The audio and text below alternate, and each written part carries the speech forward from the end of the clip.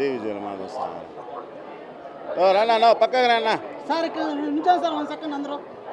Sir sir sir ఇక్కడ నుంచోండి sir అందరూ.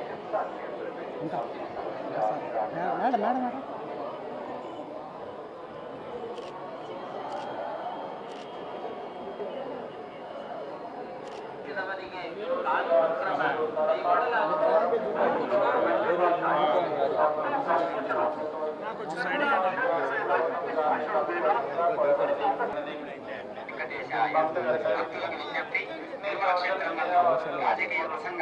Sir ఒకసారి ఆగండి సార్, ఇంకా రాలేదు మణిసమ్మ గారు అంతా.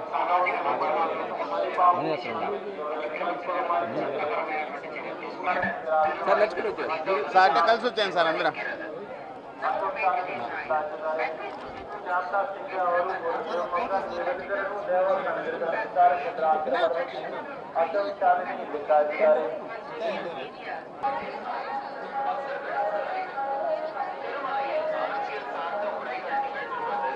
వచ్చామన్నా మనిషి వెనకాల ఎట్లా తీసుకుంటా బైక్.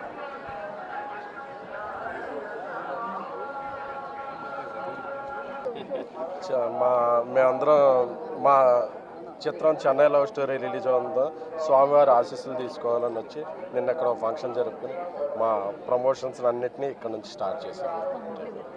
Happy for that.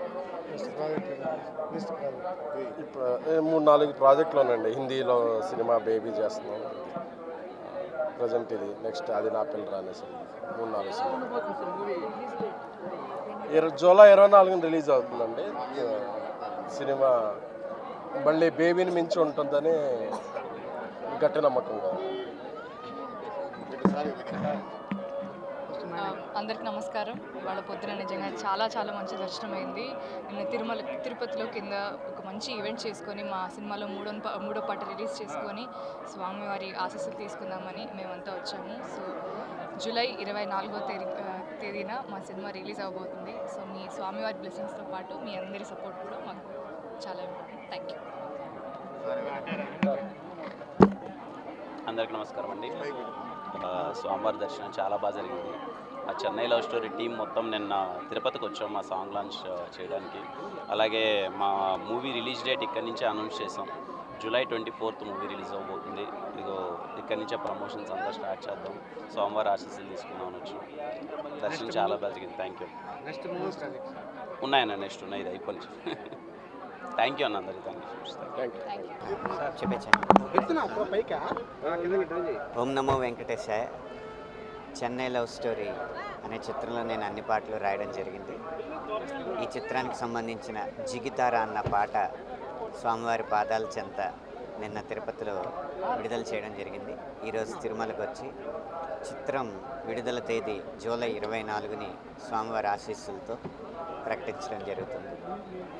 ఈ చెన్నై లవ్ స్టోరీ సినిమాకి పాటలకి కూడా తెలుగు ప్రజలందరి ఆదరాభిమానాలు స్వామివారి దయ వల్ల లభిస్తాయని మనస్ఫూర్తిగా కోరుకుంటున్నాను.